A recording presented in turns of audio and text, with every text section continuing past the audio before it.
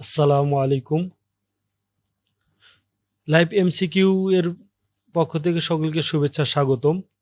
৪৯তম special BCS এর পূর্ণাঙ্গ প্রস্তুতির অংশ হিসাবে আজকে আমি আপনাদের সাথে আছি মোহাম্মদ আব্দুল কাদের, প্রভাষক রাষ্ট্রবিজ্ঞান, সরকারি জাহেদা শফির মহিলা কলেজ, জামালপুর।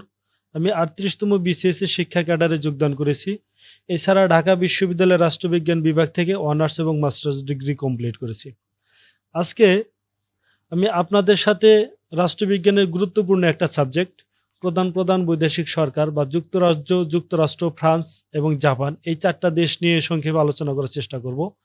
এর মধ্যে যা থাকবে: সংবিধান, শাসন ব্যবস্থা, দলীয় ব্যবস্থা, বিচার ব্যবস্থা, নির্বাচন ব্যবস্থা প্রভৃতি। তো প্রথমেই আলোচনা করা যাক গ্রেট ব্রিটেন ও তার সংবিধান নিয়ে। আসলে গ্রেট ব্রিটেন হলো একটা বিশাল দ্বীপরাষ্ট্র, যেখানে ইংল্যান্ড, স্কটল্যান্ড এবং ওয়েলস অবস্থিত, এবং এটি যুক্তরাজ্যের একটি অংশ। যুক্তরাজ্য হলো একটি আবার স্বাধীন সার্বভৌম রাষ্ট্র, যা ইংল্যান্ড, স্কটল্যান্ড, ওয়েলস এবং উত্তর আয়ারল্যান্ড নিয়ে গঠিত। তো এটা ভৌগোলিকভাবে ইউরোপীয় ইউরোপ মহাদেশে অবস্থিত, যার উত্তর এবং পশ্চিম উপকূলে রয়েছে আটলান্টিক মহাসাগর। এবং এই দ্বীপটির যে সাংবিধানিক নাম রয়েছে সেটা হলো গ্রেট ব্রিটেন এবং উত্তর আয়ারল্যান্ডের যুক্তরাজ্য। সাংবিধানিক নাম কি? যে সাংবিধানিক নাম হলো গ্রেট ব্রিটেন ও উত্তর আয়ারল্যান্ডের যুক্তরাজ্য। এটা খুবই গুরুত্বপূর্ণ একটা বিষয়, সবাই একটু মনে রাখার চেষ্টা করবেন। ওকে, এই গ্রেট ব্রিটেনের মুদ্রা নাম হলো পাউন্ড, রাজধানী হলো লন্ডন, এবং প্রশাসনিক সদর দপ্তর হলো হোয়াইট হল। আর যে পার্লামেন্ট ভবন আছে সেই পার্লামেন্ট ভবন হলো ওয়েস্টমিনিস্টার প্যালেসে অবস্থিত। এবং রাজা অষ্টম এডওয়ার্ড, যিনি একজন সাধারণ মহিলাকে বিবাহ করার জন্য সিংহাসন ত্যাগ করেন। আর ইংল্যান্ডের গৌরবময় বিপ্লব হয় 1688 সালে, বিল অফ রাইটস হয় 1689 সালে। ব্রিটেনে নিয়মতান্ত্রিক রাজতন্ত্র বিদ্যমান। রাজা দ্বিতীয় চার্লসের সময় দল ব্যবস্থার উদ্ভব হয়, এবং তখন মাত্র 2টি দল ছিল, টরি এবং হুইগ, যদি এখনো ব্রিটেনে মূলত দ্বিদলীয় ব্যবস্থায় বিদ্যমান। অন্যদিকে ব্রিটেনের যে প্রধানমন্ত্রীর বাসভবন নাম, সেটার নাম হলো 10 নং ডাউনিং স্ট্রিট। আর অর্থমন্ত্রী বাস করেন কোথায়? 11 নং ডাউনিং স্ট্রিট। ব্যাকিংহ্যাম প্যালেসে বাস করেন ব্রিটেনের রাজা বা রানী। এই যে এখানে যে তথ্যগুলো রয়েছে এটা খুবই ইম্পর্টেন্ট, এবং এখান থেকেই ম্যাক্সিমাম প্রশ্নগুলো চলে আসে, কাজে এটা খুব ভালোভাবে দেখার চেষ্টা করবেন, মনে রাখার চেষ্টা করবেন। এই গ্রেট ব্রিটেনের সংবিধান, আসলে এই যে গ্রেট ব্রিটেন বা ইংল্যান্ড আমরা যাই বলি না কেন, বা ব্রিটিশ যাই বলি না কেন, এর যে সংবিধান, এটা বেসিক্যালি অলিখিত এবং যুগে যুগে বিবর্তনের মাধ্যম দিয়ে আজকে রূপ লাভ করেছে। তার আসলে কোনো লিখিত দলিল নেই। যে বিভিন্ন যে ঐতিহাসিক যে দলিলপত্রগুলো রয়েছে, যেমন ম্যাগনা কার্টা 1215 সালে রাজা জন কর্তৃক যে দেওয়া হয়েছিল, এছাড়া যে দীর্ঘদিন ব্রিটেনের সেই প্রাচীনকাল থেকে যে বিভিন্ন রীতিনীতি ছিল, সেইগুলোর সমন্বয়ে মূলত এই ব্রিটিশ সংবিধানটা গড়ে উঠেছে। এই জন্য অধ্যাপক মুর বলছেন, the British constitution is the mother of all constitution. যে ব্রিটিশ কনস্টিটিউশন হলো সকল সংবিধানের মা। The British parliament is the mother of all parliament, এবং ব্রিটিশ পার্লামেন্টটা হলো সকল পার্লামেন্টের জননী। অন্যদিকে অধ্যাপক ফাইনার বলেছেন, ব্রিটিশ সংবিধান হলো বিরতিহীন ক্রমবিকাশের সংবিধান, অর্থাৎ ব্রিটিশ কনস্টিটিউশন নেভার এন্ডিং। এই যে ব্রিটিশ কনস্টিটিউশন যে বিবর্তন হচ্ছে, ফাইনারের মতো হলো যে সেটা কখনো কি হয় না, শেষ হয় না, এটা হলো বিরতিহীন চলমান একটা প্রক্রিয়া। আর এবি ডাইসি বলছেন যে ব্রিটিশ সংবিধান হলো যে ইংল্যান্ডের বিচারকের তৈরি সংবিধান। অন্যদিকে জর্জ বার্নার্ড শো কি বলছেন, যে আমাদের নাকি একটা সংবিধান আছে, কিন্তু তা যে কি কেউ তা জানে না, কারণ এর কোনো লিখিত অস্তিত্ব নেই। তবে এখান থেকে প্রশ্ন আসতে পারে যে ইংল্যান্ডের সংবিধান বিচারকের তৈরি সংবিধান, উক্তিটি কে করেছেন? ডাইসি, ফাইনার, মুনরো বা বার্টশো, কে হবে? ডাইসি। এরকমভাবে প্রশ্ন আসতে পারে, কাজে সংখ্যাগুলো একটু মনে রাখার চেষ্টা করবেন। আচ্ছা, এবার আসি ব্রিটিশ সংবিধানের উৎস। যেহেতু ব্রিটিশ সংবিধানের মূল এটাই হলো বৈশিষ্ট্য, এটা হলো এটা একটা অলিখিত সংবিধান, কাজেই এই জন্য এর সংবিধানের মূল একটা উৎস হলো যে বিভিন্ন যে অলিখিত রীতিনীতি বা প্রথা আছে বা ঐতিহ্য আছে, সেখান থেকে এই সংবিধানটা মূলত উৎপত্তি লাভ করছে। এছাড়া যে সংসদ কর্তৃক বিভিন্ন সময় যে আইন কানুন পাশ হয়েছে, সেটা ব্রিটিশ সংবিধানের একটা গুরুত্বপূর্ণ আইন। এছাড়া আদালত তার বিচার কার্য পরিচালনা করতে যা বিভিন্ন সময় যে রায় দেয়, বিচারকদের যে সিদ্ধান্তগুলো হয়েছে সেগুলো পরবর্তীতে ব্রিটিশ সংবিধানের উৎস হিসেবে কাজ করছে। এছাড়াও যে সাংবিধানিক কনভেনশন, অর্থাৎ সরকার, সংসদ বা রাজার বা রাজতন্ত্র কার্য পরিচালনা তৈরি করার ক্ষেত্রে কিছু অলিখিত প্রথা বা নিয়মকানুন সৃষ্টি হয়েছে, সেইগুলোও ব্রিটিশ সংবিধানের গুরুত্বপূর্ণ অংশ। এছাড়া ব্রিটিশ সংবিধানের কিছু ঐতিহাসিক দলিলপত্র সমূহ, যেমন ম্যাগনা কার্টা বা অধিকার সনদ, বিল অফ রাইটস বা সেটেলমেন্ট অ্যাক্ট, এইগুলো ব্রিটিশ সংবিধানের উৎস হিসেবে কাজ করছে। এছাড়া যে বিভিন্ন বিখ্যাত লেখক আছে তাদের বইগুলো ব্রিটিশ সংবিধানের উৎস হিসেবে কাজ করছে। যেমন আমরা যদি বলি দ্য লস গ্রন্থ, এটা একটা ব্রিটিশ সংবিধানের অন্যতম একটা উৎস। তো এই ব্রিটিশ সংবিধানের বৈশিষ্ট্য কি? এই ব্রিটিশ সংবিধানের প্রথম বৈশিষ্ট্যটাই হলো যে এই সংবিধানটা হলো একটা অলিখিত সংবিধান। অর্থাৎ এটা আপনারা আগে থেকে আমরা বলছি যে ব্রিটিশ সংবিধানের আসলে কোনো লিখিত কোনো রূপ নাই, একেবারে যে অলিখিত সেটাও বলা যাবে না, যে প্রধান প্রধান ধারাগুলো অবশ্যই লিখিত আছে। পৃথিবীতে কোনো সংবিধান একবার 100% লিখিত বা 100% অলিখিত এরূপ নাই। আসলে অলিখিত বলতে এখানে অধিকাংশ রীতিনীতিগুলোই মূলত অলিখিত অবস্থায় আছে। এজন্য ঐতিহাসিক টকভিল বলছেন যে ব্রিটিশ সংবিধানের কোনো অস্তিত্ব নেই। কারণ ওই যে মূল কথা, যেহেতু এখানে মূল উপাদানগুলো কি অলিখিত, তবে এই যে এখানে যে কিছু কিছু উপাদান কি আছে, লিখিত আছে। যেমন উদাহরণস্বরূপ বলা যায় এই যে 1215 সাল যে ম্যাগনা কার্টা হয়েছিল, বা এই যে 1628 সালের এই যে বিল পিটিশন অফ রাইটস, বা 1689 সালের বিল অফ রাইটস, অথবা 1701 সালের অ্যাক্ট অফ সেটেলমেন্টস, এই যে এগুলো এখানে কিন্তু অনেকগুলো আইন কানুন কি আছে, লিখিত অবস্থা আছে। আর ব্রিটিশ সংবিধানের আর একটা হলো যে এটা ধারাবাহিকভাবে পরিবর্তনের মধ্যে দিয়ে আমাদের এই যুগে পদার্পণ হয়েছে। এবং এই ব্রিটিশ সংবিধান অনেকটাই নমনীয়, এটা খুব সহজে কি করা যায়, খুব সহজে সংশোধন বা পরিমার্জন বা সংশোধন করা যায়। আর ব্রিটিশ সংবিধান হলো একটা এককেন্দ্রিক সংবিধান, অর্থাৎ একমাত্র কেন্দ্রীয় সরকারের রাষ্ট্রীয় সমুদায় শাসন ব্যবস্থা পরিচালনা করে, রাজা বা পার্লামেন্ট সর্বোচ্চ ক্ষমতার অধিকারী। আর ব্রিটিশ সংবিধানে একজন নামে মাত্র রাজা বা রানী আছে, প্রকৃত ক্ষমতার অধিকারী হলেন প্রধানমন্ত্রী। এই জন্য এটা হলো একটা নিয়মতান্ত্রিক রাজতন্ত্র। এই জন্য বলা হয় the king reigns but doesn't govern, অর্থাৎ রাজা কি করেন, শাসন করেন, কিন্তু the king reigns but doesn't govern. আচ্ছা, ব্রিটিশ সংবিধানের আর একটা গুরুত্বপূর্ণ উৎস হলো যে ব্রিটিশ সংবিধানটা বেসিক্যালি হলো প্রথার প্রাধান্য। এই সংবিধানে প্রথার ব্যাপকভাবে প্রাধান্য দেওয়া হয়েছে। এই ব্রিটিশ সংবিধানটা মূলত প্রথাভিত্তিক একটা সংবিধান। এছাড়াও পার্লামেন্টের সার্বভৌমত্ব, ব্রিটিশ সংবিধানে পার্লামেন্টের সার্বভৌমত্বের স্বীকৃতি দেওয়া হয়েছে। এছাড়াও রয়েছে দুর্বল বিচার বিভাগ, যে ব্রিটিশ সংবিধান অনুযায়ী যে বিচার বিভাগটা রয়েছে সেটা আসলে খুবই দুর্বল প্রকৃতির একটা পার্লামেন্ট। এছাড়া ব্রিটিশ সংবিধানে আর একটা গুরুত্বপূর্ণ বিষয় হলো মন্ত্রী পরিষদ শাসিত সরকার। যে ব্রিটিশ সংবিধানটা এখানে না, যে যেহেতু এখানে নামে মাত্র একজন রাজা বা রানী থাকে, প্রকৃত ক্ষমতা থাকে প্রধানমন্ত্রীর নেতৃত্বে যে একটা মন্ত্রী পরিষদ গঠিত হয়, তাদের কাছেই মূলত প্রকৃত ক্ষমতাটা থাকে। এছাড়া ক্ষমতার সহযোগিতা, যে এখানে ব্রিটেনের শাসনতন্ত্রের ক্ষমতা স্বতন্ত্রীকরণ নীতিকে তেমন স্বীকৃতি দেওয়া হয়নি, বরং এখানে বলা হয়েছে যে একটা ডিপার্টমেন্ট আর একটা ডিপার্টমেন্ট কি করবে, যে সহযোগিতা করবে। এছাড়া আর একটা গুরুত্বপূর্ণ বিষয় হলো আইনের শাসন, যে ব্রিটিশ সংবিধান আইনের উপর খুব গুরুত্ব দিয়েছে এবং জনসাধারণের জন্য বিধিবিধ আইন দ্বারা যাতে পরিচালিত হয় সেটা নিশ্চিত করার চেষ্টা করেছে। নাগরিকদের মৌলিক অধিকার নিশ্চয়তার বিধানই হলো আইন শাসনের মূল কথা। এছাড়াও সুপরিবর্তনীয় সংবিধান, যে ব্রিটিশ সংবিধানটা আসলে সংশোধন, পরিবর্তন বা পরিমার্জন করার জন্য খুব বেশি জটিল প্রক্রিয়া অনুসরণ করতে হয় না, কাজে ব্রিটিশ সংবিধান খুবই সুপরিবর্তনীয় একটা সংবিধান। এবং ব্রিটিশ সংবিধানের অন্যতম একটা বৈশিষ্ট্য হলো এটা সহিষ্ণু প্রকৃতির। এখানকার জনগণের সহিষ্ণুর উপর, তাদের সহ্যশীলতার উপর ভিত্তি করেই মূলত এই সংবিধানটা প্রতিষ্ঠিত, যেহেতু এখানে অধিকাংশ নিয়ম কানুনগুলোই কি অলিখিত। এই সহিষ্ণুতা ছাড়া এই সংবিধান আসলে টিকে রাখা সম্ভব হতো না। এবং ব্রিটিশ সংবিধানে যদি এটা লিখিতভাবে নেই, তারপর ওই ব্রিটিশ সংবিধানের কারণে এখানে দলীয় ব্যবস্থার উদ্ভব ঘটেছে।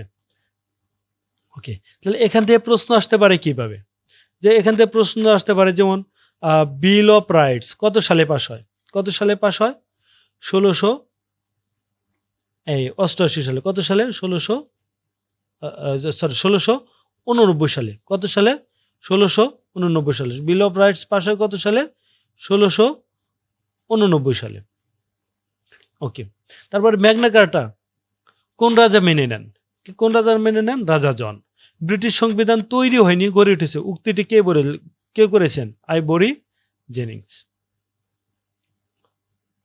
আচ্ছা, এইবার এই পর্যায়ে আপনাদের সাথে আমি আলোচনা করব ব্রিটিশ রীতিনীতি বা প্রথা নিয়ে। আসলে প্রথা কাকে বলে? প্রথা হলো সেই সমস্ত নিয়ম কানুন রীতিনীতি যা সামাজিকভাবে কি হয়েছে, স্বীকৃত হয়েছে, যা সমাজে দীর্ঘদিন ধরে পালন করা হয় বা অনুশীলন করা হয়। অর্থাৎ সমাজে বাস করতে গিয়ে মানুষ যে অবচেতন মনেই প্রথাকে স্বীকার করে নেয়, কিছু রীতিনীতিকে স্বীকার করে নেয়, সেইগুলোই হলো প্রথা। এই ক্ষেত্রে এবি ডাইসি বলছেন যে দেশাচার বা প্রথা হলো রাজা বা তার অবারিত ক্ষমতা কিভাবে কার্যকর করবেন এবং রাজনীতি নির্ধারণ করবেন তার নিয়মাবলী। অন্যদিকে কেসি হোয়ার বলছেন যে শাসনতান্ত্রিক রীতিনীতি বলতে শাসন ব্যবস্থা সম্পর্কিত যেসব নিয়ম পদ্ধতি বোঝায় সেগুলো আইনের অংশ না হলেও বাধ্যতামূলকভাবে গৃহীত হয় ও দেশের রাজনৈতিক সংগঠনকে নিয়ন্ত্রণ করে এবং সুস্পষ্ট শাসন ব্যবস্থার একটি অংশে পরিণত হয়।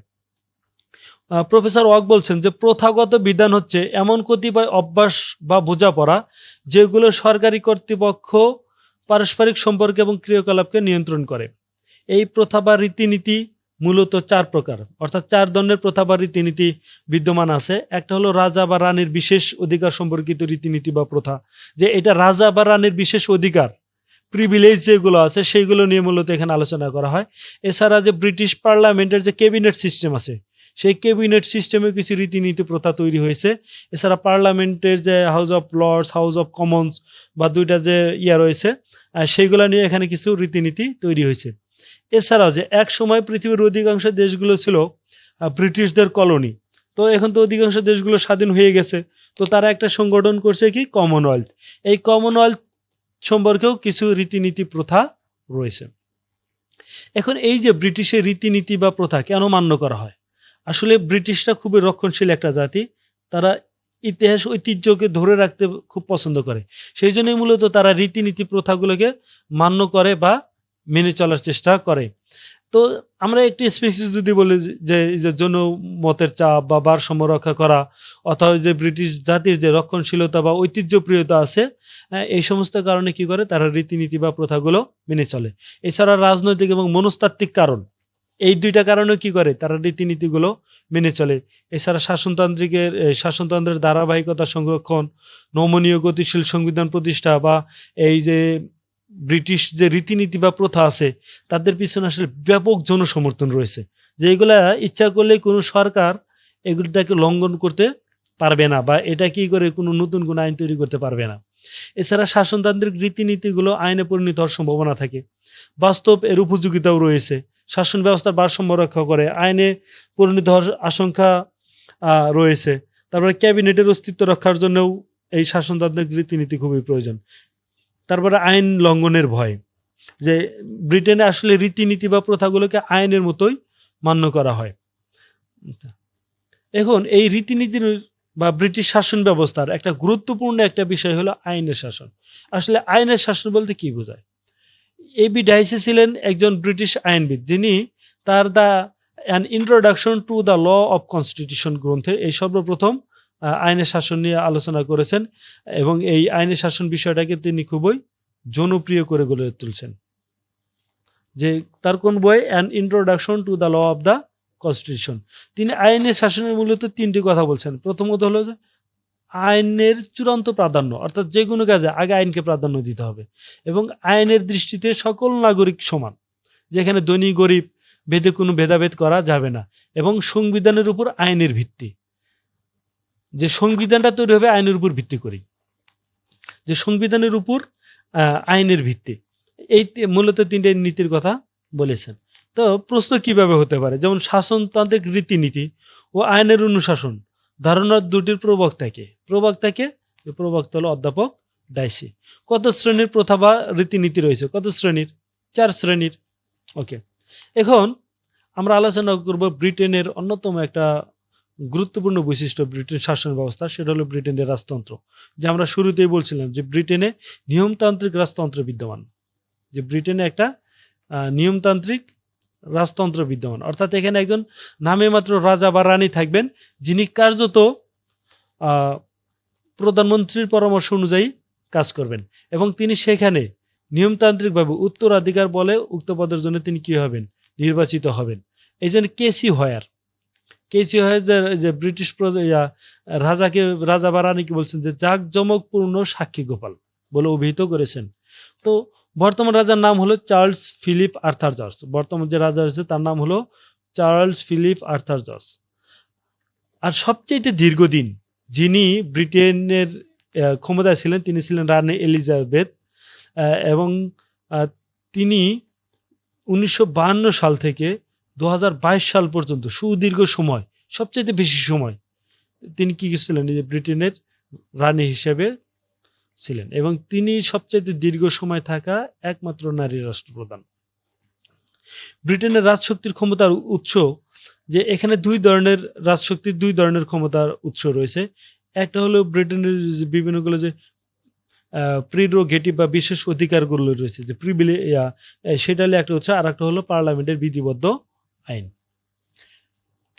আসলে যে ব্রিটিশ রাজতন্ত্র নিয়ে বেশ কিছু কথা প্রচলিত আছে। একটা হলো রাজার মৃত্যু হয়েছে, রাজা দীর্ঘজীবী হন, এবং রাজার মৃত্যু নেই, the king can never die.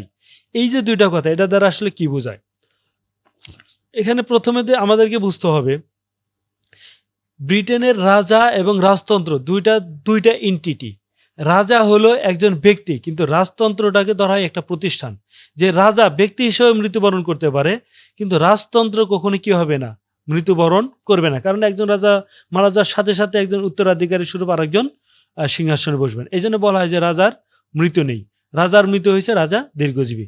অন্যদিকে বলা হয়েছে ব্রিটিশ শাসন ব্যবস্থার অন্যতম একটা মূলনীতি, রাজা কোনো অন্যায় করতে পারে না। যেহেতু আর আমরা জানি যে কোনো মানুষ ভুল ত্রুটির ঊর্ধ্বে না, তাহলে এই ক্ষেত্রে কেন বলা হলো, যে এটা বলার মূল কারণটা হলো যে রাজা তো আসলে নিয়মতান্ত্রিক প্রধান, তিনি তো তেমন আসলে কাজ করেন না, সকল প্রশাসনিক কাজগুলো তো প্রধানমন্ত্রীর মাধ্যমেই হয়। কাজেই রাজার আসলে ভুল করার, যেহেতু কাজ করার সুযোগ কম, ভুল করার সুযোগটাও কম।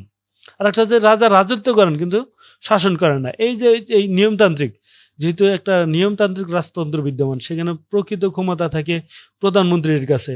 রাজা বা রানী যে কাজে করেন সেটা প্রধানমন্ত্রীর পরামর্শ ক্রমেই করেন। এই জন্য বলা হয় যে রাজা রাজত্ব করেন কিন্তু শাসন করেন না।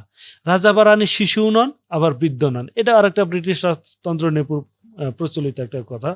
কারণ হলো যে কোনো নাবালক শিশু যদি ব্রিটিশ রাজতন্ত্রে বসে, তাকেও নাবালক বলা যাবে না। কারণ হলো তখন তার পক্ষে আরেকজন শাসন করেন। আবার বৃদ্ধ হলে তিনি যদি অক্ষম হন, তখনও তার পক্ষে আরেকজন ব্রিটিশ রাজতন্ত্র পরিচালনা করেন। এই জন্য বলা হয় যে ব্রিটিশ রাজা বা রানী শিশুও নন, আবার বৃদ্ধও নন। এই ব্রিটিশ রাজা বা রানীর ক্ষমতা কি? এই যে শাসন সংক্রান্ত ক্ষমতা রয়েছে, নিয়োগ সংক্রান্ত ক্ষমতা আছে, পররাষ্ট্র বিষয়ক ক্ষমতা আছে, যে আইন সংক্রান্ত ক্ষমতা আছে, পার্লামেন্টে গৃহীত বিলে স্বাক্ষর করার সংক্রান্ত ক্ষমতা আছে, বিচার সংক্রান্ত ক্ষমতা আছে। অর্থাৎ প্রত্যেকটা গুরুত্বপূর্ণ সেক্টরের ক্ষমতা আছে। তবে এই ক্ষেত্রে অবশ্যই আমাদেরকে মনে রাখতে হবে যে ব্রিটিশ রাজা বা রানী যে ক্ষমতাই চর্চা করেন না কেন, সেখানে অবশ্যই প্রধানমন্ত্রীর সাথে পরামর্শক্রমে বা প্রধানমন্ত্রীর পরামর্শক্রমে তিনি সেই কাজগুলো পরিচালনা করেন।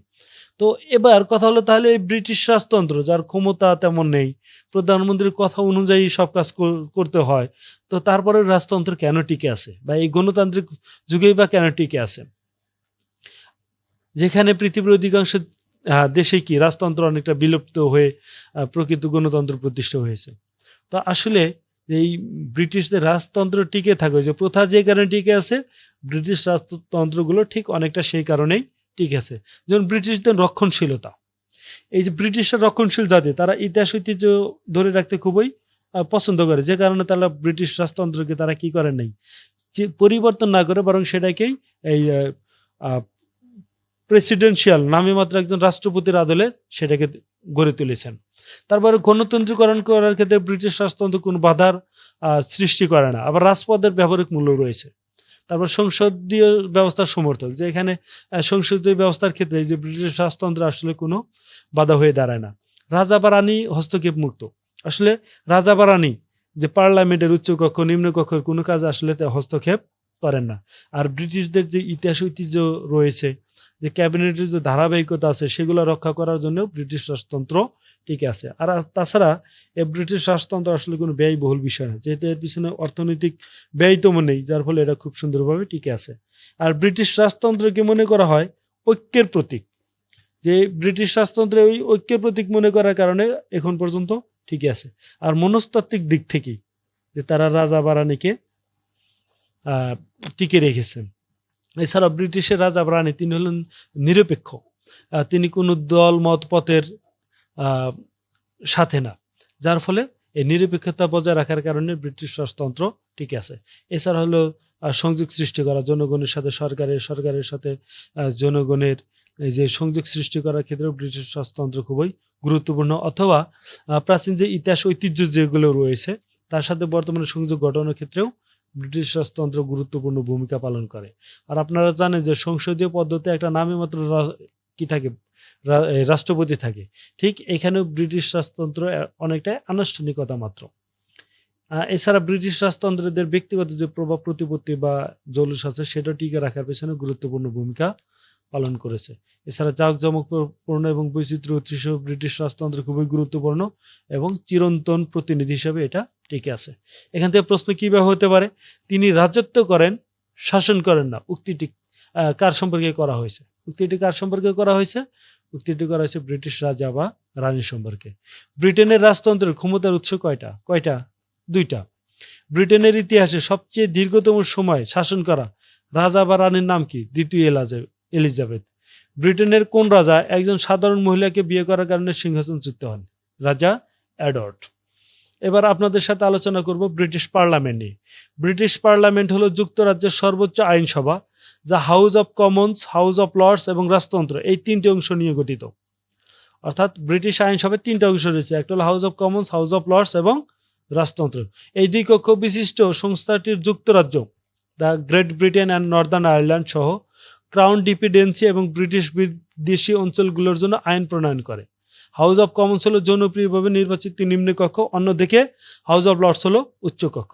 অর্থাৎ আমরা যদি এখানে দেখি, এখানে একটা গ্রাফ রয়েছে, সেখানে কি যে এই যে ব্রিটিশ পার্লামেন্ট এটা দুই ভাগে বিভক্ত, একটা হলো হাউস অফ কমন্স আর একটা হলো হাউস অফ লর্ডস। এই যে হাউস অফ কমন্সের যে সদস্য যারা আছে তারা মূলত জনগণের প্রত্যক্ষ ভোটে নির্বাচিত, অন্যদিকে হাউস অফ লর্ডসের সদস্য উত্তরাধিকার সূত্রে বা অন্যান্যভাবে নিযুক্ত হয়ে থাকেন। ব্রিটিশ পার্লামেন্টের ক্ষমতা ও কার্যাবলী। ব্রিটিশ শাসন ব্যবস্থার কেন্দ্রবিন্দু এবং আইন প্রণয়নের সর্বোচ্চ সংস্থা হলো পার্লামেন্ট। এই পার্লামেন্টের আইনগুলো প্রথমত আলোচনা করা হলো যে লর্ড সভার ক্ষমতা। যে লর্ড সভার ক্ষমতা হলো আইন প্রণয়ন সংক্রান্ত ক্ষমতা, শাসন সংক্রান্ত ক্ষমতা, গণতান্ত্রিক নীতি আদর্শ সংরক্ষণ বা বিচার সংক্রান্ত ক্ষমতা, সমসাময়িক বিষয়াদির আলোচনা, অন্যান্য ক্ষমতা যেমন কমনওয়েলথভুক্ত দেশগুলোর সাথে সম্পর্ক রক্ষা করা প্রভৃতি কাজগুলো হাউস অফ লর্ডস করে থাকে। অন্যদিকে হাউস অফ কমন্স, যে হাউস অফ কমন্সও খুব গুরুত্বপূর্ণ বিষয় হিসেবে কাজ করে থাকে, যে আইন প্রণয়ন করা আসলে মূল কাজটা থাকে, মূল ক্ষমতাটা হাউস অফ কমন্সের কাছে, সেই তুলনায় হাউস অফ লর্ডসের ক্ষমতা কার্যাবলী খুবই কম। আচ্ছা, হাউস অফ কমন্সের মূল কাজ কি? আইন প্রণয়ন করা, সরকার গঠন করা, সরকারকে নিয়ন্ত্রণ করা, সরকারি যে আয় ব্যয় আছে সেটাকে নিয়ন্ত্রণ করা, জনমত গঠন করা, সংবাদ ও নির্ভরযোগ্য তথ্য সরবরাহ করা, সরকার এবং জনগণের মধ্যে সংযোগ সাধন করা, জনসাধারণের অধিকার রক্ষা করা। ব্রিটিশ পার্লামেন্টের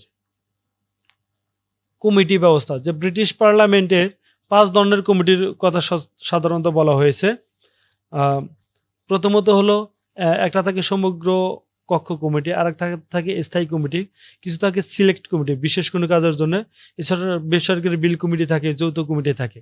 তো প্রশ্ন হতে পারে যে ব্রিটিশ কমন্স সভায় কয় ধরনের কমিটি রয়েছে? কয় ধরনের কমিটি? 5 ধরনের কমিটি।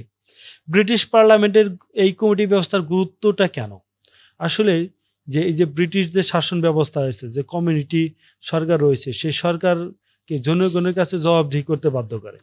এছাড়া নির্দিষ্ট নীতি সংস্কার কাজ তদারকি করে, আইন প্রণয়নে সহায়তা করে, বিভিন্ন গুরুত্বপূর্ণ বিষয়ে গভীর বিশ্লেষণ প্রদানে সহায়তা করে, যা সুস্থ এবং কার্যকর সরকার পরিচালনার জন্য খুবই অপরিহার্য।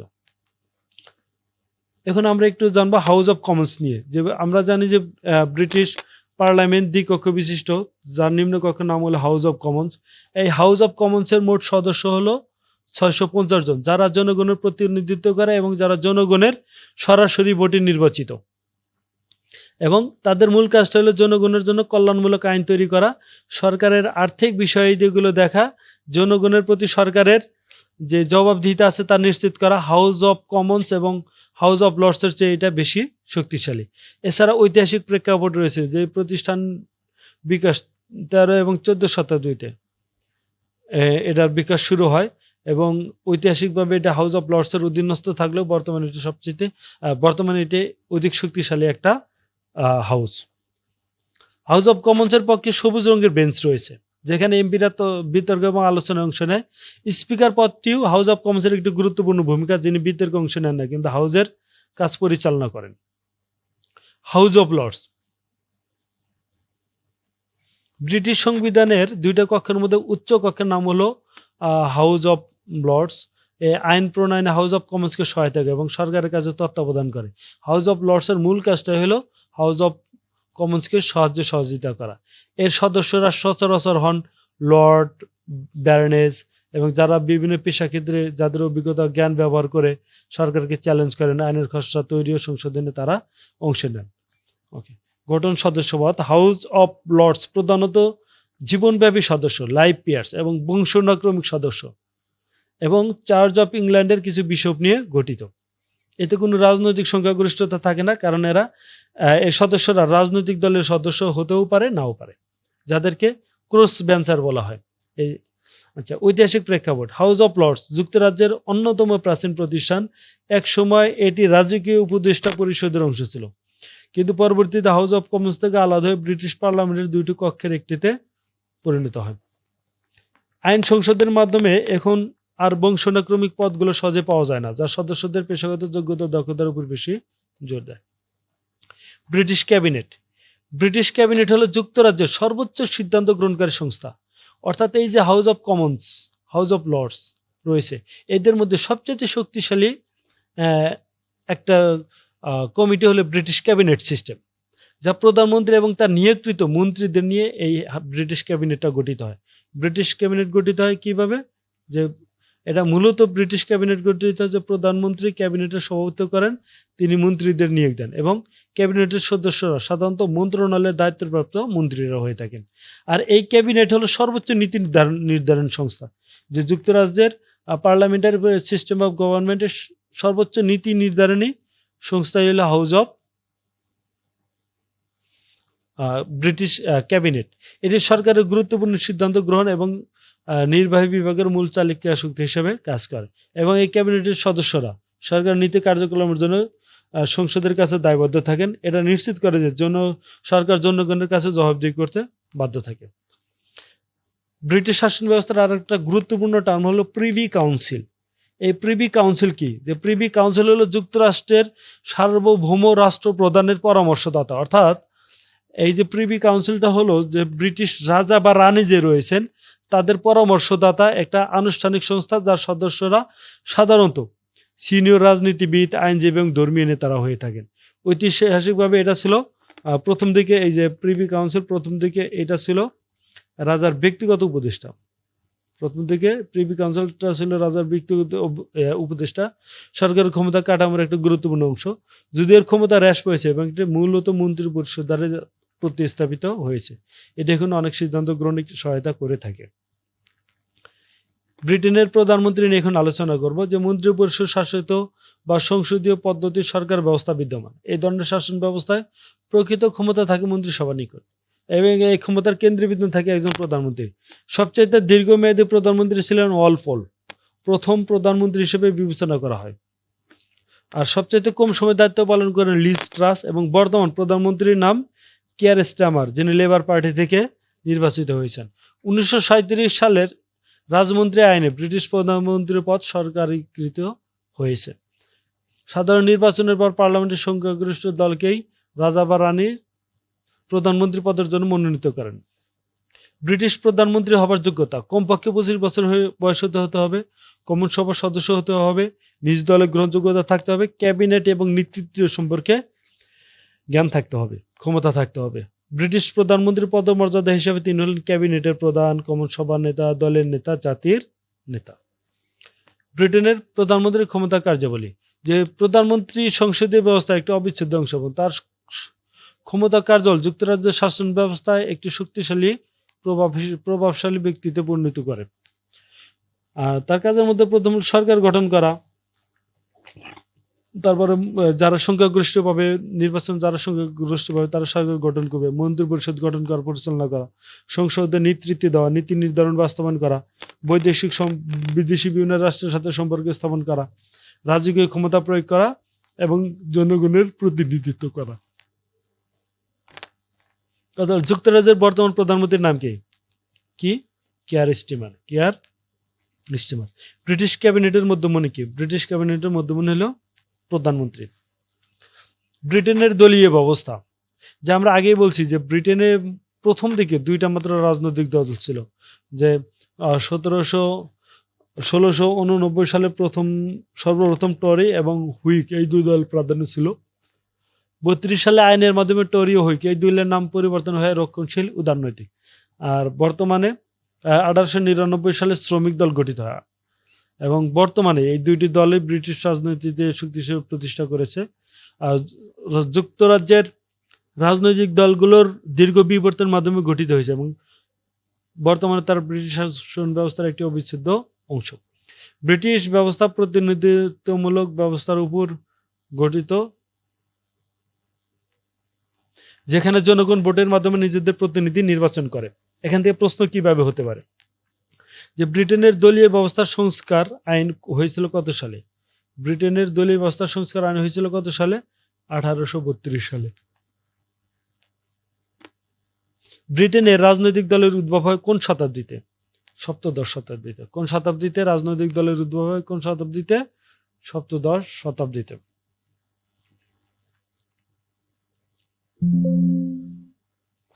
আচ্ছা, তারপর মার্কিন যুক্তরাষ্ট্র। যে মার্কিন যুক্তরাষ্ট্র হলো উত্তর আমেরিকা মধ্য ভাগের একটি দেশ, যার উত্তরে কানাডা, দক্ষিণে সংযুক্ত মেক্সিকান রাষ্ট্রসমূহ, পূর্বে রয়েছে আটলান্টিক মহাসাগর এবং পশ্চিমে রয়েছে প্রশান্ত মহাসাগর।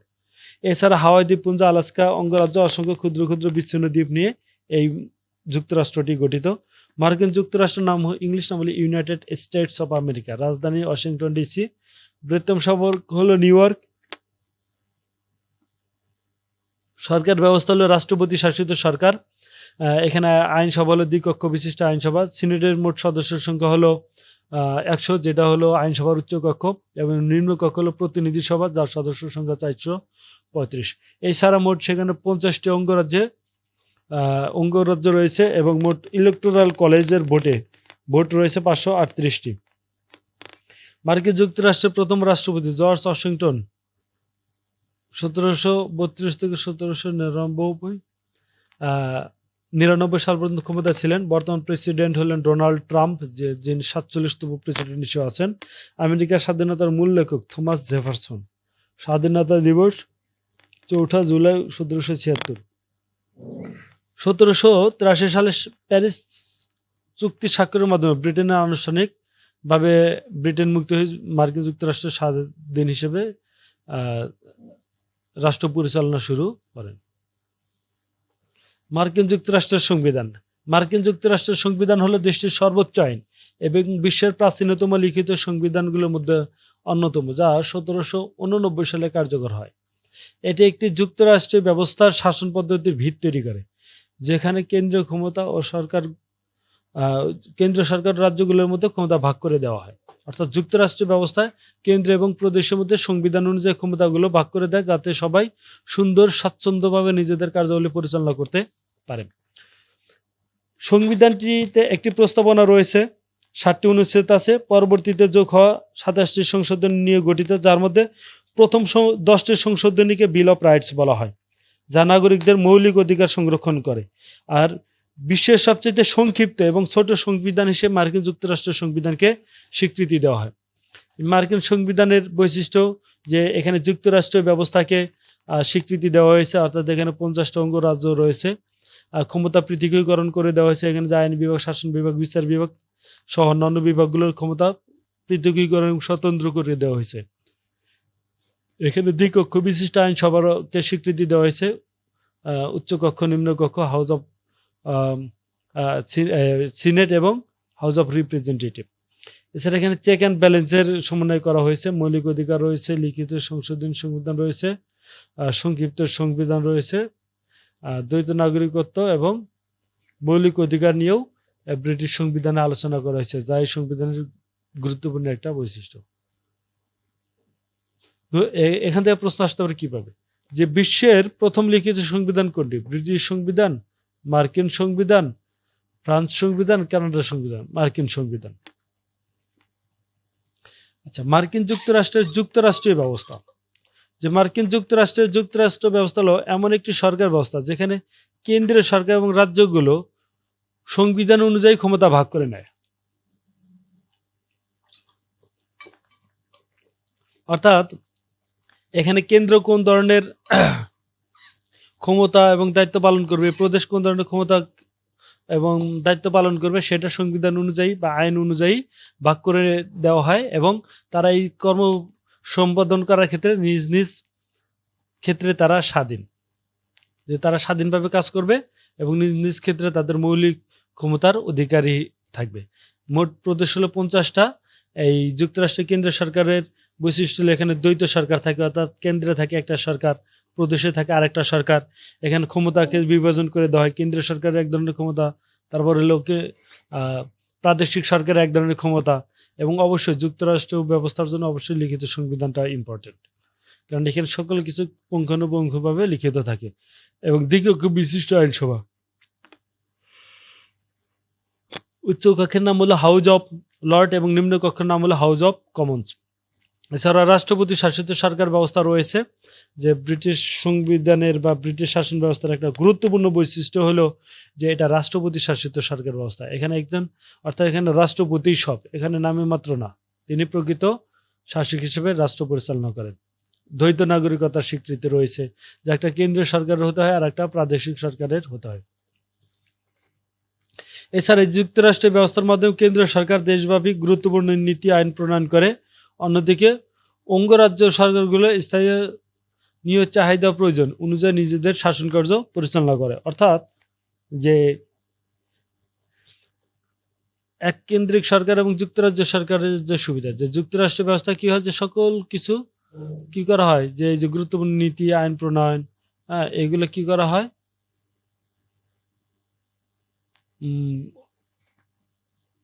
কেন্দ্রীয়ভাবে করা হয়। আর অন্যদিকে অঙ্গরাজ্যগুলো কি করে, যে স্থানীয় চাহিদা এবং প্রয়োজন আছে সেইগুলো মিটমাট করার চেষ্টা করে। এখান থেকে প্রশ্ন কিভাবে হতে পারে, যে প্রশ্ন হতে পারে যেখানে কেন্দ্র প্রদেশের মধ্যে সংবিধান অনুযায়ী ক্ষমতা বন্টনের ভিত্তিতে সরকার গঠন করা হয় তাকে কি বলে? যে এককেন্দ্রিক সরকার, যুক্তরাষ্ট্রীয় সরকার, স্বৈরতান্ত্রিক সরকার, কি বলা হয়? যুক্তরাষ্ট্রীয় সরকার। এবার আলোচনা করব মার্কিন যুক্তরাষ্ট্রের প্রেসিডেন্ট নিয়ে।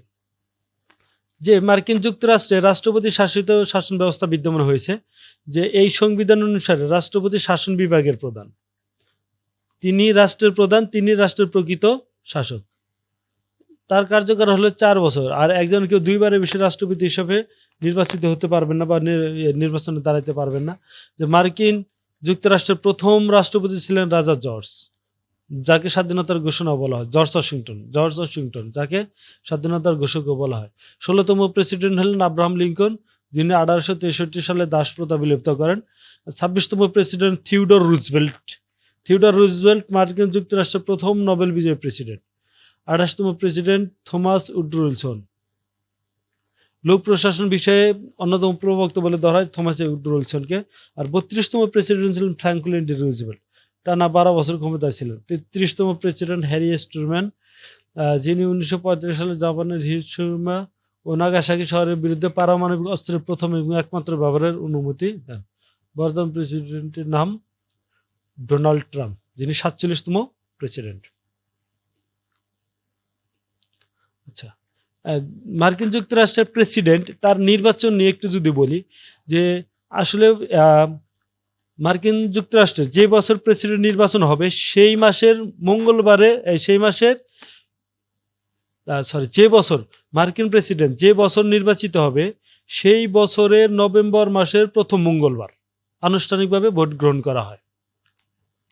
মার্কিন প্রেসিডেন্ট নির্বাচনের ক্ষেত্রে একজন প্রার্থী বেশি সংখ্যক ভোটার বা পপুলার ভোট পাওয়ার পরেও তিনি বিজয়ী নাও হতে পারেন, কারণ এখানে মূল যে করা হয় যে জনগণ নির্বাচন করে ইলেকটোরাল কলেজ, আর এই ইলেকটোরাল কলেজ যার সবচেয়ে বেশি হবে, ইলেকটোরাল কলেজের ভোট যা বেশি পাবে সে প্রেসিডেন্ট হিসেবে বিজয় হবে। আর মোট ইলেকটোরাল কলেজের সংখ্যা হলো 538টি। মাইন ও নেব্রাস্কা এই দুইটি অঙ্গরাজ্য বাদে বাকি 48টি অঙ্গরাজ্যের ইলেকটোরাল ভোট যোগ দিয়ে যে প্রার্থী 270টি বা তারও বেশি ইলেকটোরাল কলেজে ভোট পাবেন তিনি হবেন পরবর্তী মার্কিন প্রেসিডেন্ট। আর বিজয়ী প্রার্থীর রানিং মেট হবেন দেশটির ভাইস প্রেসিডেন্ট।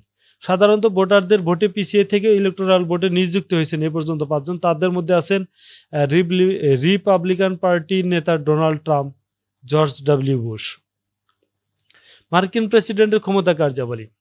মার্কিন প্রেসিডেন্ট আসলে পৃথিবীর সবচেয়ে শক্তিশালী ক্ষমতাধর একজন প্রেসিডেন্ট, যিনি বিশ্বের মোড়ল হিসেবে অনেকটা পরিচিত। যে মার্কিন যুক্তরাষ্ট্রের রাষ্ট্রপতির ক্ষমতা কার্যাবলী আসলে ব্যাপক। তিনি সশস্ত্র বাহিনীর প্রধান। মার্কিন যুক্তরাষ্ট্রের রাষ্ট্রপতি তিনি সশস্ত্র বাহিনীর প্রধান।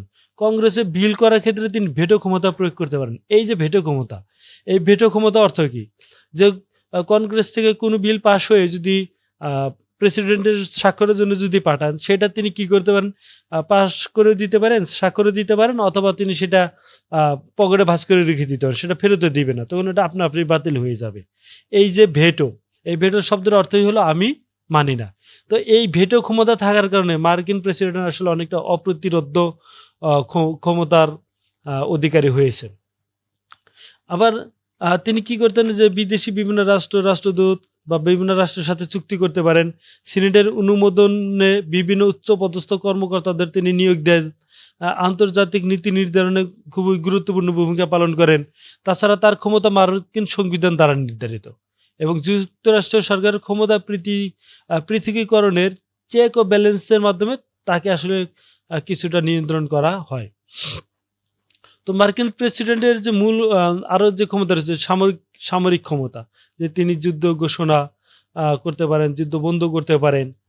হ্যাঁ, তবে যদি এই ক্ষেত্রে সিনেটের অনুমোদন লাগে, সিনেট যদি কোনো কারণে যদি অনুমোদন না দেন তাহলে 3 মাসের মধ্যেই বাহিনীকে সরিয়ে নিতে হয়। তিনি আইন প্রণয়নে গুরুত্বপূর্ণ ভূমিকা রাখেন। তিনি নিয়োগ, যে প্রধান বিচারপতি সহ উচ্চপদস্থ কর্মকর্তাদের তিনি নিয়োগ করতে পারেন, পদচ্যুতি করতে পারেন। তিনি বিভিন্ন রাষ্ট্রের সাথে চুক্তি সম্পাদন করেন। আন্তর্জাতিক নিয়ম নীতি বা আন্তর্জাতিক অঙ্গনে তিনি খুবই গুরুত্বপূর্ণ ভূমিকা পালন করেন।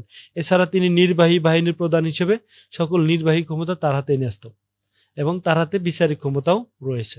তবে মার্কিন যুক্তরাষ্ট্র আপাতত দৃষ্টিতে ধরাছোঁয়ার বাইরে মনে হলেও আসলে তারও কিছু সীমাবদ্ধতা রয়েছে। যে ক্ষমতা স্বতন্ত্রীকরণ নীতির ফলে এখানে এক একটা ডিপার্টমেন্ট এক একভাবে কাজ করে, কেউ কারো কাজে হস্তক্ষেপ করে না। আবার চেক অ্যান্ড ব্যালেন্স থাকার কারণে একে অপরকে সহযোগিতাও করে, আবার নিয়ন্ত্রণও করে। যার ফলে যে কংগ্রেস আইন প্রণয়ন, বাজেট নিয়ন্ত্রণ করে রাষ্ট্রপতিকে ক্ষমতাকে সীমিত করে। এছাড়া বিচার বিভাগ রাষ্ট্রপতি কর্মকাণ্ডের উপর নজরদারি রাখেন। তো ডোনাল্ড ট্রাম্প যুক্তরাষ্ট্রের কততম প্রেসিডেন্ট, এরভাবে প্রশ্ন আসতে পারে। কততম প্রেসিডেন্ট? 47তম প্রেসিডেন্ট। একমাত্র কোন মার্কিন রাষ্ট্রপতিকে অভিশংসিত করা হয়েছিল? কাকে করা হয়েছিল? অ্যান্ড্রু জনসনকে। ওয়াটারগেট কেলেঙ্কারির সাথে কোন মার্কিন প্রেসিডেন্ট জড়িত? Richard Nixon. ওকে। মার্কিন যুক্তরাষ্ট্রের কংগ্রেস, ওই যে পার্লামেন্ট, মার্কিন যুক্তরাষ্ট্রের পার্লামেন্টের নামই হলো আসলে কংগ্রেস। যে আমাদের দেশে যেটা পার্লামেন্ট বা জাতীয় সংসদ, সেটাই হলো মার্কিন যুক্তরাষ্ট্রের কংগ্রেস নামে পরিচিত। আর এই কংগ্রেস দুইটা কখনো গঠিত, একটা হলো উচ্চকক্ষ সিনেট আর একটা হলো নিম্নকক্ষ হাউস অফ রিপ্রেজেন্টেটিভ। এর মূল ক্ষমতাগুলো হলো আইন প্রণয়ন, যুদ্ধ ঘোষণা, আন্তঃরাজ্য বৈদেশিক বাণিজ্য নিয়ন্ত্রণ করা, কর আরোপ করা, ব্যয় নীতি নির্ধারণ করা। এছাড়া কংগ্রেস সরকারের একটি গুরুত্বপূর্ণ পৃথক শাখা হিসেবে কাজ করে, যা অন্যান্য শাখার অর্থাৎ নির্বাহী ও বিচার বিভাগের কাজের উপর নজরদারি করে। এই কংগ্রেসের উচ্চকক্ষের নাম হলো সিনেট। এই কংগ্রেসের উচ্চকক্ষের নামটাই হলো সিনেট। যে এটি কংগ্রেসের উচ্চকক্ষ এবং প্রতিটি অঙ্গরাজ্য অর্থাৎ মোট যে 50টা অঙ্গরাজ্য রয়েছে, সেই 50টা অঙ্গরাজ্য থেকে 2 জন করে মোট 100 জন সিনেটর নির্বাচিত হন। আর সংখ্যাগরিষ্ঠতার জন্য দরকার 51টা অর্থাৎ 50+1। কোনো কারণে যদি 50-50 হয়ে যায়, তাহলে সেই ক্ষেত্রে প্রেসিডেন্টের ভোটটা সংখ্যাগরিষ্ঠতার জন্য প্রয়োগ করা হবে। আর সিনেটর বলা হয় পৃথিবীর সবচেয়ে শক্তিশালী উচ্চ কক্ষ, কারণ এর সদস্য সংখ্যা হলো এর সদস্যরা 6 বছরের জন্য কি হন, নির্বাচিত হন। আর এই সিনেট সদস্য হওয়ার যোগ্যতা হলো সর্বনিম্ন 30 বছর বয়স হতে হবে। মার্কিন যুক্তরাষ্ট্র কমপক্ষে একটা না 9 বছর স্থায়ী হতে হবে, এবং যে নির্বাচনী এলাকা থেকে তিনি নির্বাচিত হতে চান সেখানকার স্থায়ী বাসিন্দা হতে হবে। এবং সিনেটের সদস্য থাকাকালীন সময়ে কোনো ব্যক্তি যুক্তরাষ্ট্রের সরকারি কোনো চাকরিতে কর্মরত থাকতে পারবেন না। এই সিনেটের ক্ষমতা ও কার্যাবলী, যে মার্কিন যুক্তরাষ্ট্রের যে আইনসভার উচ্চ কক্ষ হলেও এর কর্তৃত্ব ও মর্যাদা দ্বিতীয় কক্ষ অপেক্ষা অনেক বেশি। যে সচরাচর দ্বিকক্ষ বিশিষ্ট আইনসভায় যেটা হয় যে নিম্ন কক্ষ থাকে বেশি শক্তিশালী আর উচ্চ কক্ষ থাকে কম শক্তিশালী, কিন্তু মার্কিন যুক্তরাষ্ট্রের ক্ষেত্রে ব্যতিক্রম, যে এখানে দ্বিতীয় কক্ষটা আসলে অনেক বেশি শক্তিশালী। গণতান্ত্রিক রাষ্ট্রসমূহের উচ্চ কক্ষের মধ্যে মার্কিন যে সিনেট রয়েছে সেটা সবচাইতে শক্তিশালী এবং সর্বজন বিদিত। এর কারণ কি? এর কারণ হলো যে এই যে সিনেটর যারা আছেন, এই সিনেটরের সদস্যরা কখনোই একযোগে অবসরে যান না, যার ফলে বলা হয় যে মার্কিন সিনেট কখনো ভেঙে যায় না। কেন ভেঙে যায় না? যে এর সদস্যরা 1/3 অবসরে যান, আবার নতুন করে নির্বাচিত হন। তারা যখন আসে অর্থাৎ 2 বছর, প্রতি 2 বছর পর পরে 1/3 সদস্য তাদের সদস্য পদ হারান বা অবসরে যান, যার ফলে এই মার্কিন যে সিনেটর রয়েছে সেটা আসলে কখনোই ভেঙে যায় না, এটা সবসময় কার্যকর থাকে। আচ্ছা, আরেকটু যদি ক্লিয়ার করে বলি, যে এই যে 100 জন যে সদস্য রয়েছেন, এই 100 জন সদস্যের মধ্যে প্রতি 2 বছর পর পর 1/3 সদস্য 6 বছর পূর্ণ হয় এবং তারা তাদের পদ হারান, আবার নতুন করে নির্বাচিত হন। তো এইভাবে সব সময় দেখা যাচ্ছে যে এটা ফাংশন করতেই আছে। তো তাদের মূল ক্ষমতা হলো আইন বিষয়ক ক্ষমতা রয়েছে, শাসন বিষয়ক ক্ষমতা রয়েছে, পররাষ্ট্র নীতি সংক্রান্ত ক্ষমতা, বিচার বিষয়ক ক্ষমতা, নির্বাচন বিষয়ক ক্ষমতা, তদন্ত করার ক্ষমতা রয়েছে, সংবিধান সংশোধন মূলক ক্ষমতা রয়েছে, নির্বাচন সংক্রান্ত ক্ষমতা রয়েছে, এবং নিয়ন্ত্রণমূলক ক্ষমতা, সন্ধি ও চুক্তি অনুমোদন সংক্রান্ত ক্ষমতা, যুদ্ধ ঘোষণা সংক্রান্ত ক্ষমতা এবং প্রশাসনিক ক্ষমতা। এই যে যেটা বলছিলাম যে কোনো কারণে যদি রাষ্ট্রপতিকে যদি যুদ্ধ ঘোষণার যদি অনুমতি যদি সিনেট থেকে না নিতে পারেন, তাহলে 3 মাসের মধ্যেই সকল সৈন্যকে ব্যারাকে ফিরিয়ে নিয়ে আসতে হবে। আর মার্কিন যুক্তরাষ্ট্রের অন্যতম গুরুত্বপূর্ণ একটা কক্ষ হলো নিম্নকক্ষ।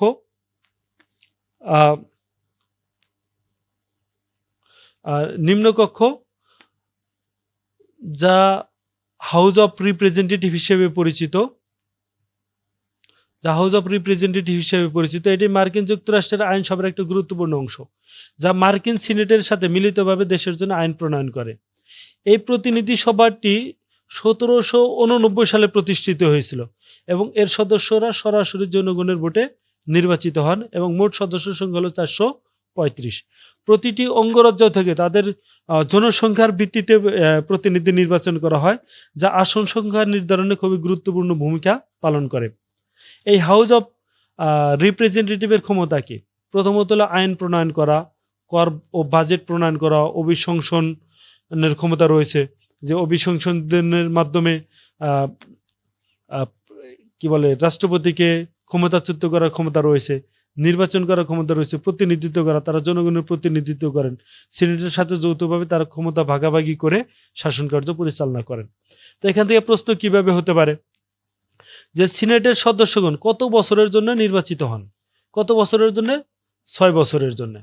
যে সিনেটের সদস্যরা যে বলছিলাম যে 6 বছরের জন্য নির্বাচিত হন, কিন্তু এই যে মোট সিনেটের যে 100 জন সদস্য আছে, এই 100 জন একই সাথে নির্বাচিত হন না, যে প্রতি 2 বছর পর পর 1/3 সদস্য অবসরে যান, নতুন করে ওই 1/3 সদস্য নতুন করে নির্বাচিত হন।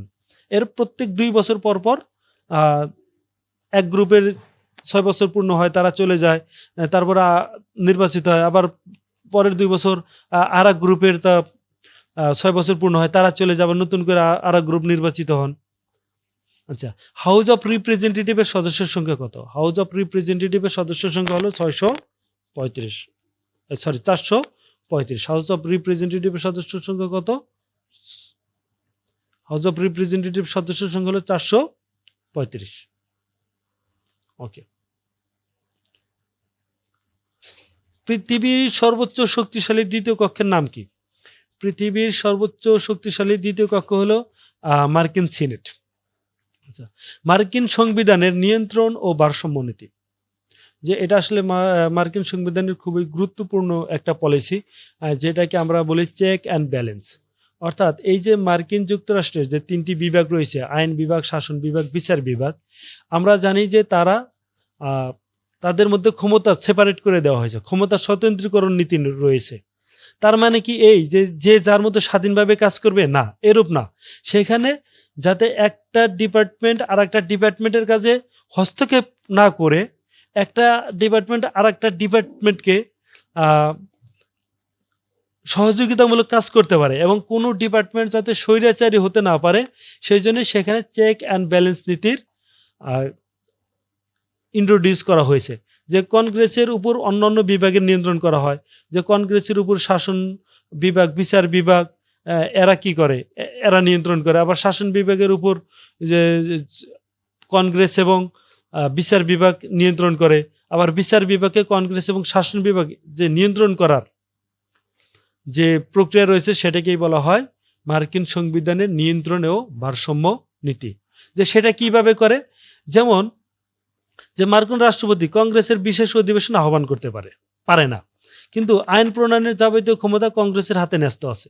কিন্তু রাষ্ট্রপতি আইন প্রণয়নের অনুরোধ সম্মিলিত বাণী কংগ্রেসে পাঠাতে পারেন, আবার আইন প্রণয়নে রাষ্ট্রপতি ভেটো ক্ষমতা প্রয়োগ করতে পারেন। তো এইভাবে শাসন বিভাগ কি করে? কংগ্রেসের উপরে নিয়ন্ত্রণ এবং ভারসাম্য প্রতিষ্ঠা করেন।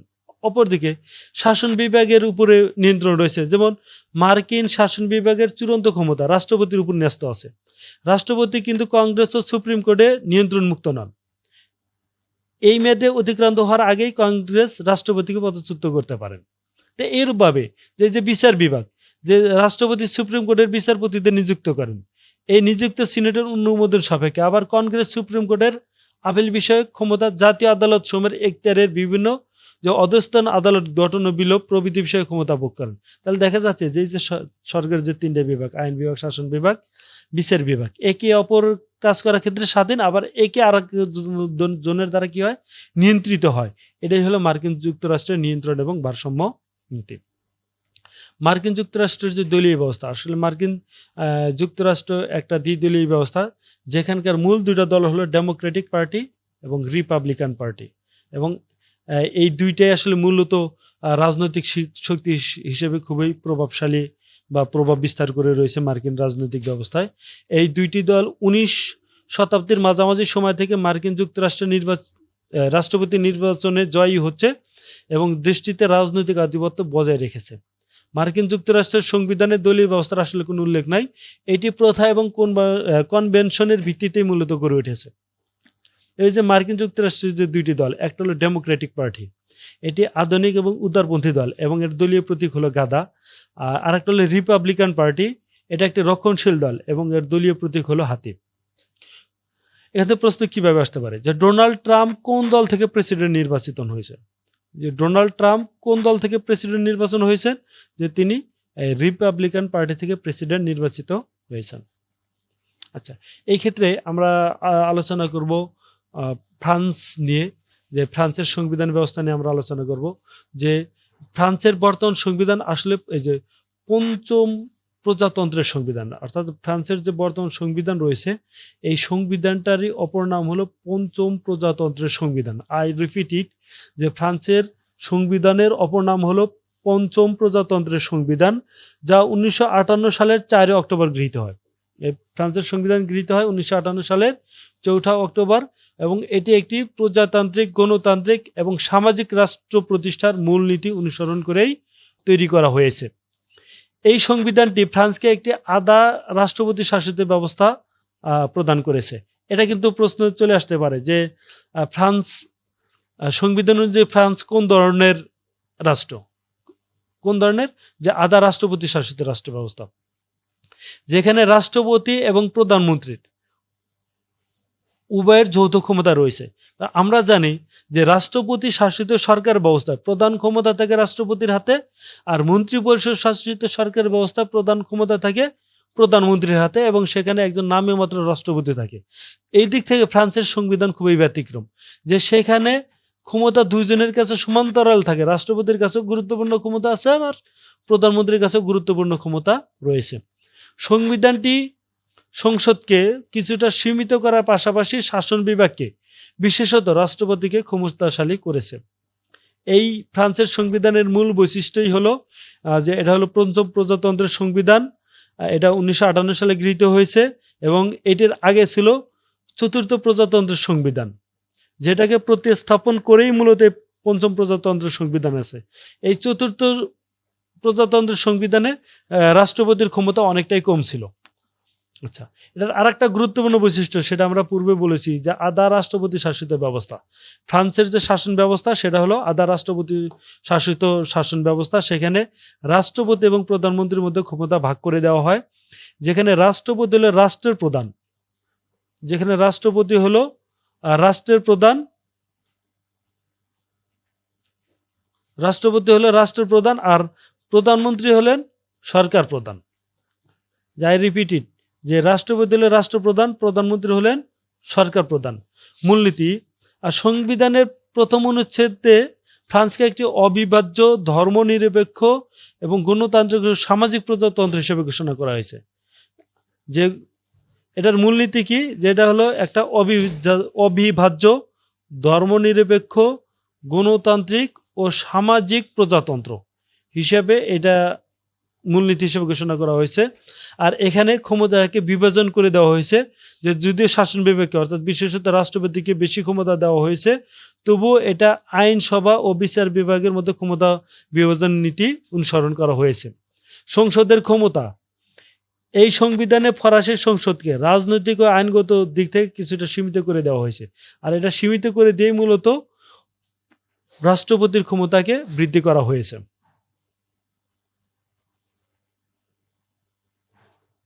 আচ্ছা, এখন আমরা একটু ফ্রান্সের রাষ্ট্রপতি ব্যবস্থা নিয়ে একটু জানার চেষ্টা করব।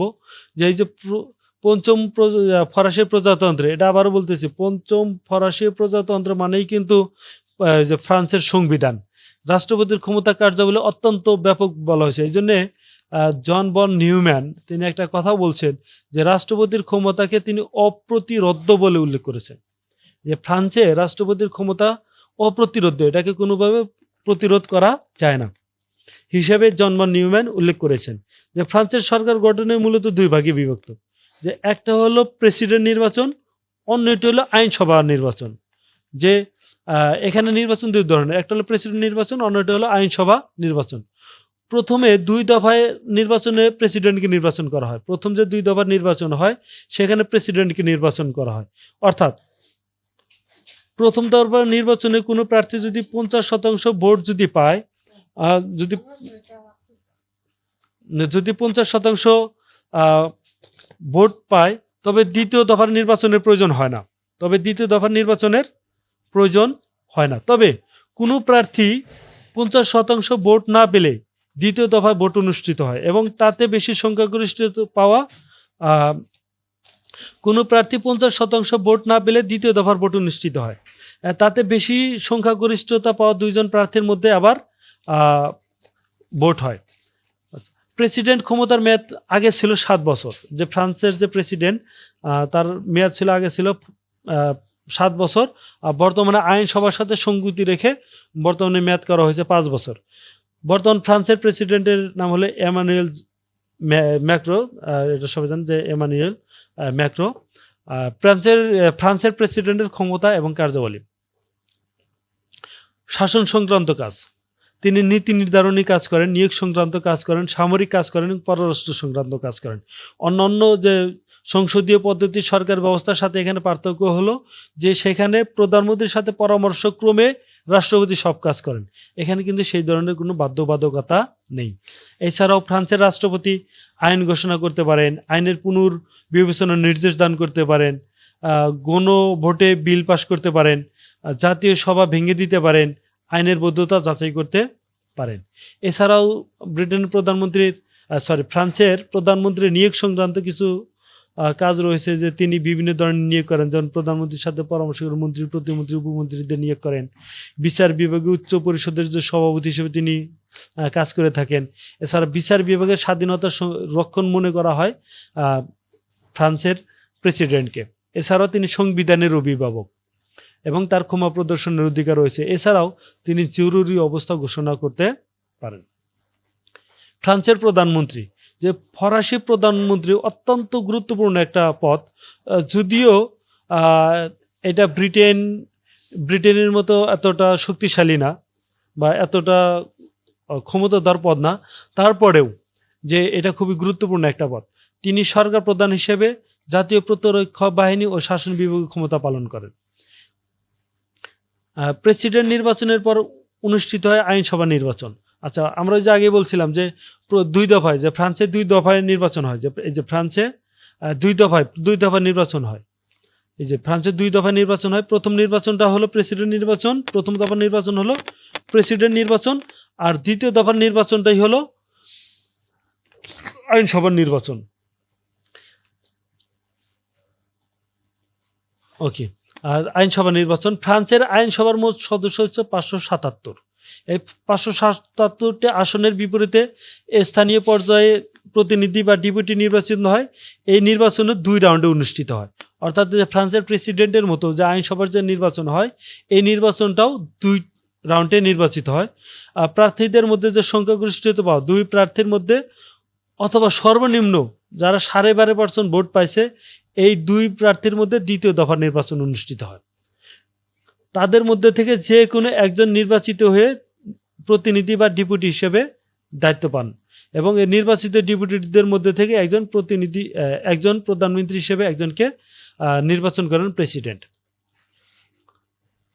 আবারও বলতেছি যে ভালো করে খেয়াল করেন যে ফ্রান্সের যে প্রেসিডেন্ট নির্বাচন সেখানে 2 দফায় হয়। যে প্রথম দফার নির্বাচন হলো সেখানে যদি 50% যদি সংখ্যাগরিষ্ঠতা কেউ পেয়ে যায়, তাহলে দ্বিতীয় দফার নির্বাচন দরকার পড়ে না। 50% বেশি যদি হয়, আর 50% বেশি না হলে দ্বিতীয় দফার নির্বাচন হয়।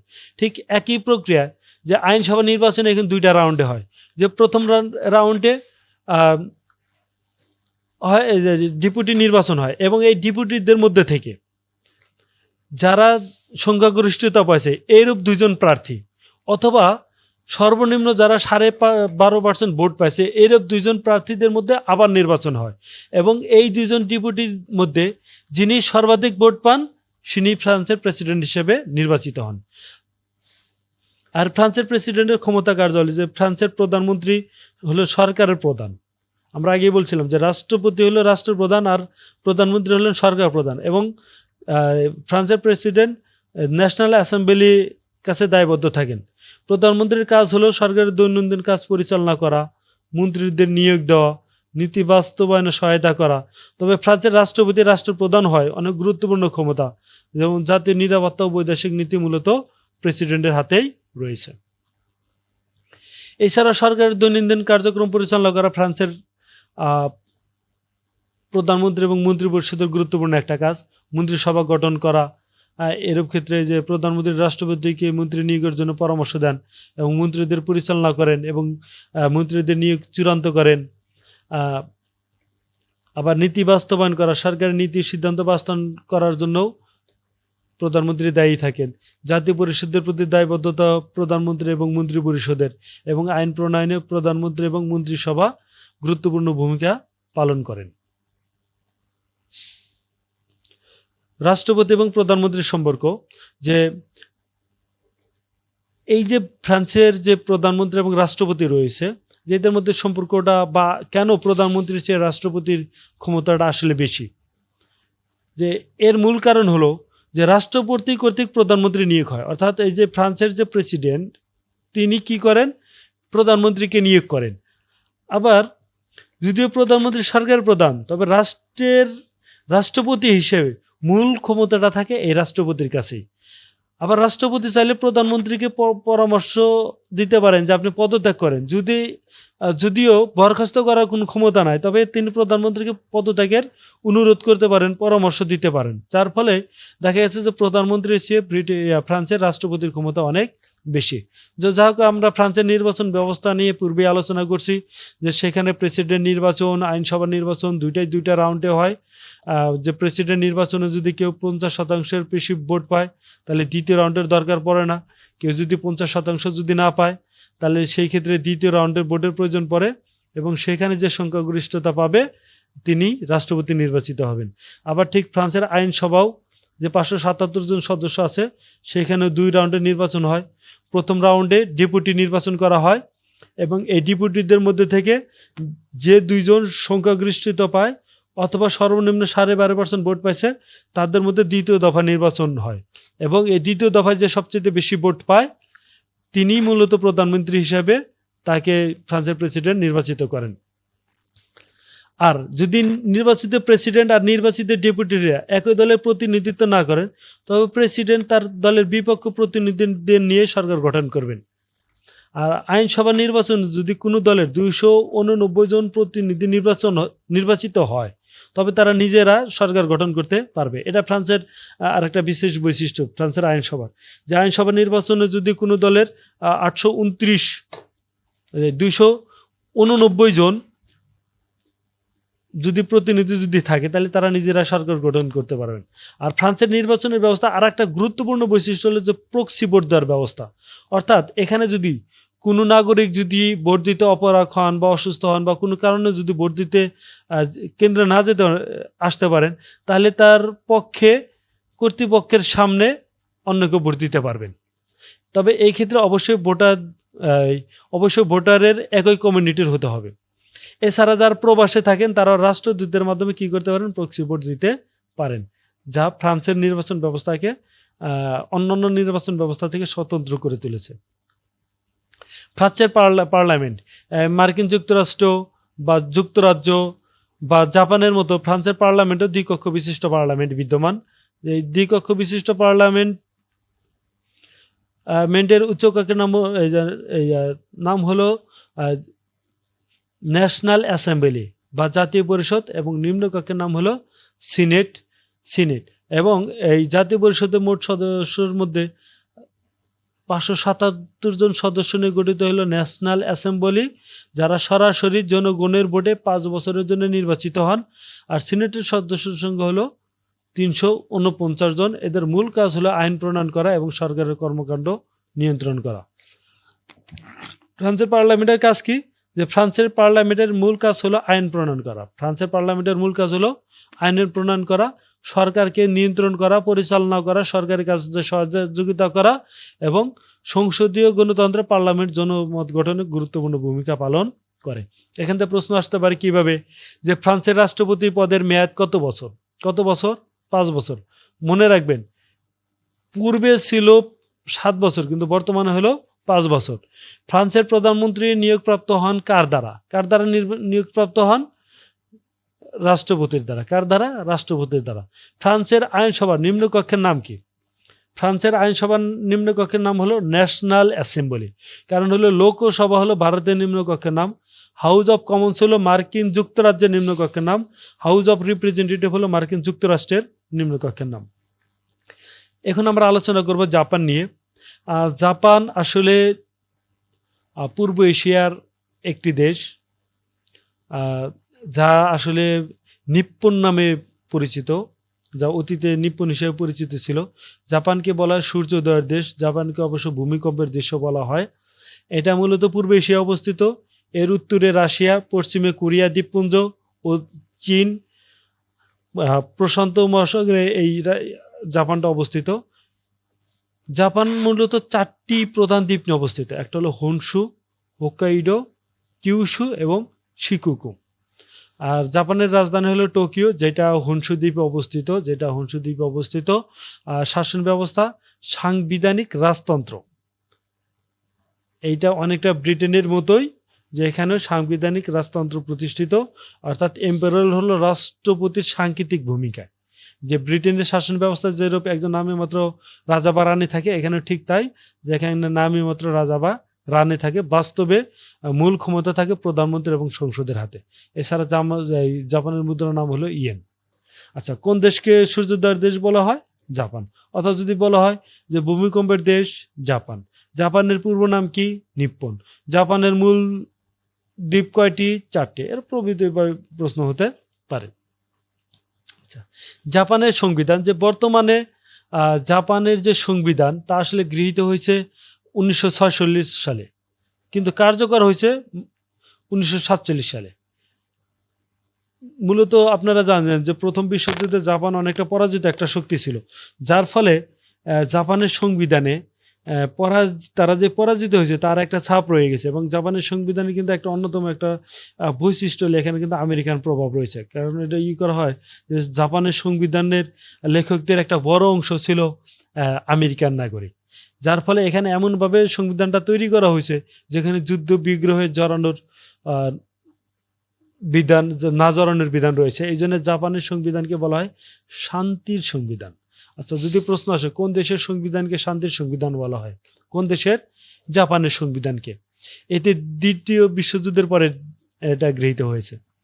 আচ্ছা, এই জাপানের সংবিধানের আগে যে সংবিধান ছিল সেটা হলো মেইজি সংবিধান, যেটা 1889 সালে প্রণীত হয়েছিল। যে জাপানের এটাই ছিল প্রথম সংবিধান, মেইজি সংবিধান, যা 1889 সালে প্রণীত হয়েছিল। এবং যে দ্বিতীয় সংবিধান হলো কি, যে 1947 সালের যে কার্যকর হয়েছে শান্তির সংবিধান। দ্বিতীয় বিশ্বযুদ্ধের পর 1946 সালে একটি নতুন সংবিধান গৃহীত হয়, যেটা মেইজি সংবিধানকে মূলত প্রতিস্থাপন করেই করা হয়েছে।